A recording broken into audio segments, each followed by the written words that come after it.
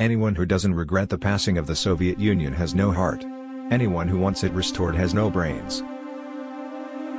No references to the need to fight terror can be an argument for restricting human rights.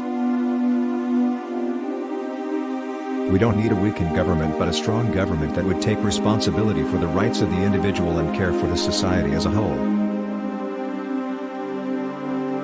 I see that not everyone in the West has understood that the Soviet Union has disappeared from the political map of the world and that a new country has emerged with new humanist and ideological principles at the foundation of its existence. Political activities in Russia should be as transparent as possible. Financing political activities from abroad is something the state should keep an eye on.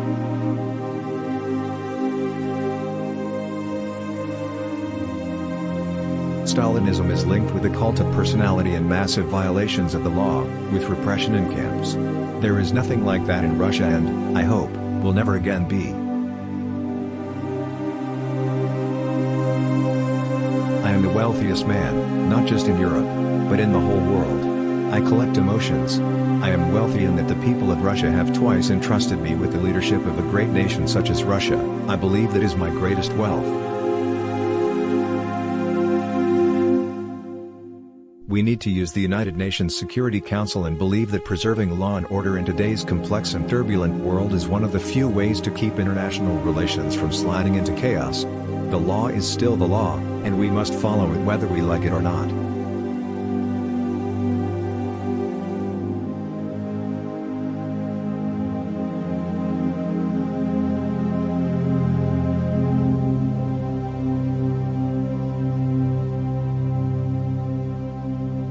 The Chechnya problem is a centuries-old problem. The thing is that today, fundamentalists and terrorists are exploiting those centuries-old problems to accomplish their own objectives that have nothing to do whatsoever with the interests of Chechnya.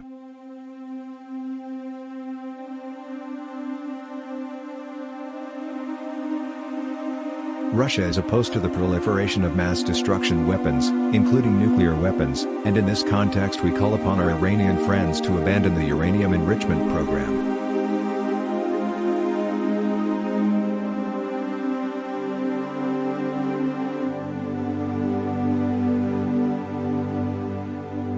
I was brought up in a very ordinary family, in fact, a worker's family. Both my father and mother were ordinary citizens. It's a historical phenomenon that in 250 years, a nation could move from a colony into the most prosperous nation of the world and a leader of the world. It is indeed an achievement, a tribute to the talent of the American nation, the American people and an optimal political and economic system.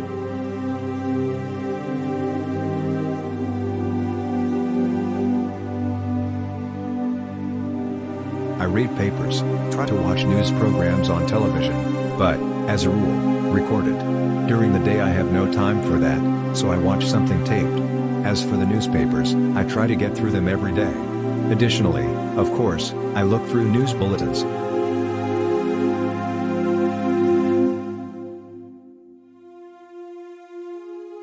Journalism, as concerns collecting information, differs little if at all from intelligence work.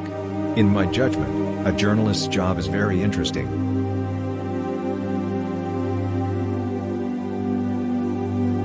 I think every person should have some faith inside him, in his heart. What matters is not an external display of this faith, but the inner state of the soul.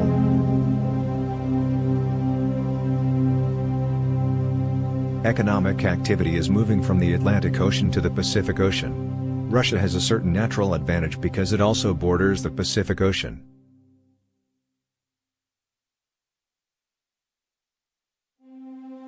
I love the Russian classics very much, the Russian classical literature. But I also read modern literature. As far as Russian literature is concerned, I am very fond of Tolstoy and Chekhov, and I also enjoy reading Gogol very much.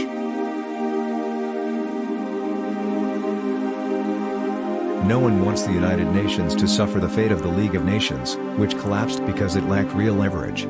This is possible if influential countries bypass the United Nations and take military action without Security Council authorization.